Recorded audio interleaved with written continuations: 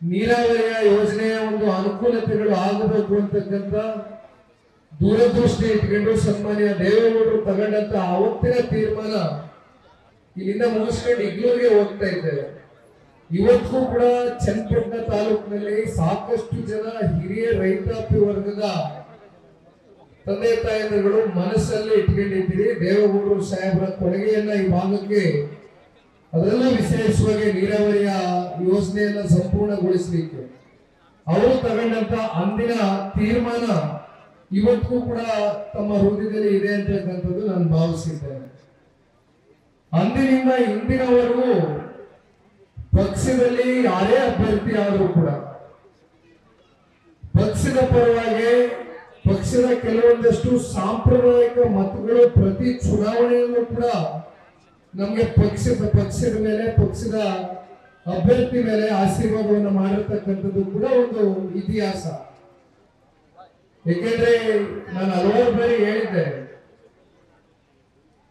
ಸಿಮ್ಲಿಂ ನಾಗರಾಜ್ ಅಂತಕ್ಕಂಥ ಅತ್ಯಂತ ಹಿರಿಯರು ಪ್ರಾಮಾಣಿಕ ನಿಷ್ಠ ಕಾರ್ಯಕರ್ತರಿಗೆ ಪಕ್ಷ ಗುರುತಿಸಿ ಟಿಕೆಟ್ ಅನ್ನ ಕೊಟ್ಟಂತ ಸಂದರ್ಭದಲ್ಲಿ ಹತ್ತತ್ರ 60,000 ಮತಗಳು ಕ್ರೋಢೀಕರಿಸಿ.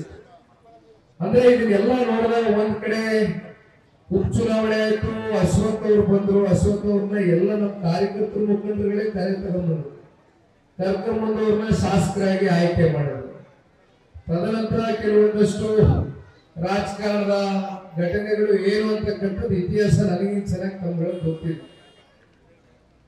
ಜೊತೆಯಲ್ಲಿ 2013ರಲ್ಲಿ ಶ್ರೀಮತಿ ಅನಿತಾ ಕುಮಾರಸ್ವಾಮಿ ಅವರು ನಿಂತ ಸಂದರ್ಭದಲ್ಲೂ 73,000 ಮತಗಳು ಕ್ರೋಢೀಕರಿಸಿದ್ರು. ಇವೆಲ್ಲವನ್ನ ಪಕ್ಷದ ಕಾರ್ಯಕರ್ತರು ನಿರಂತರವಾಗಿ ಗಮನಿಸಿಕೊಂಡು ಬಂದಾಗ ಚುನಾವಣೆಯ ಫಲಿತಾಂಶದ ಇತಿಹಾಸವನ್ನ ನಾವು ಸ್ಮರಿಸಿಕೊಂಡಾಗ ಎಲ್ಲೋ ಒಂದು ಕಡೆ ಚನ್ನಪಟ್ಟಣ ತಾಲೂಕಿನಲ್ಲಿ ನಾವು ಶಾಸಕರನ್ನ ಕಾಣಲಿಕ್ಕೆ ಸಾಧ್ಯವಾಗ್ತಾ ಇಲ್ಲ. ಚುನಾವಣೆಯಲ್ಲಿ ಮತಗಳು ಕ್ರೋಢೀಕರಿಸ್ತಾ ಇದೆ, ಆದ್ರೆ ಚನ್ನಪಟ್ಟಣ ತಾಲೂಕಿನಲ್ಲಿ ನಮಗೆ ಶಾಸಕರ ಕೊರತೆ ಇದೆ ಅಂತಕ್ಕಂಥ ಭಾವನೆಯಿಂದ ಸನ್ಮಾನ್ಯ ಕುಮಾರಣ್ಣವರ ಹತ್ರ ತೆರಳಿ 18ರಲ್ಲಿ ಸನ್ಮಾನ್ಯ ಕುಮಾರಣ್ಣವರು ಪಕ್ಷದ ಕಾರ್ಯಕರ್ತರು ಮುಖಂಡರುಗಳ ಒಂದು ಒತ್ತಾಸೆಗೆ ಮಣದು ಬಹುಶಃ ಅನೇಕ ಬಾರಿ ಕುಮಾರಣ್ಣವರು ಮಾತನಾಡಬೇಕಾದ್ರೆ ಹೇಳ್ತಾ ಇರ್ತಾರೆ, ಅಕ್ಕಪಕ್ಕ ತಾಲೂಕಿನಲ್ಲಿ ಚುನಾವಣೆ ನಿಂತಿರ್ತಕ್ಕಂಥ ನಿದರ್ಶನಗಳು ಬಹಳ ಕಮ್ಮಿ. ಆದ್ರೆ ಅಂದು ಕುಮಾರಣ್ಣವರು ತಗೊಂಡಂತ ತೀರ್ಮಾನ ರಾಮನಗರ ಚನ್ನಪಟ್ಟಣ ಎರಡೂ ಕಡೆ ಪಕ್ಷದ ಕಾರ್ಯಕರ್ತರುಗಳ ಒಂದು ಒತ್ತಾಯದಿಂದ ಏನು ಸ್ಪರ್ಧೆನ ಮಾಡ್ತಾರೆ.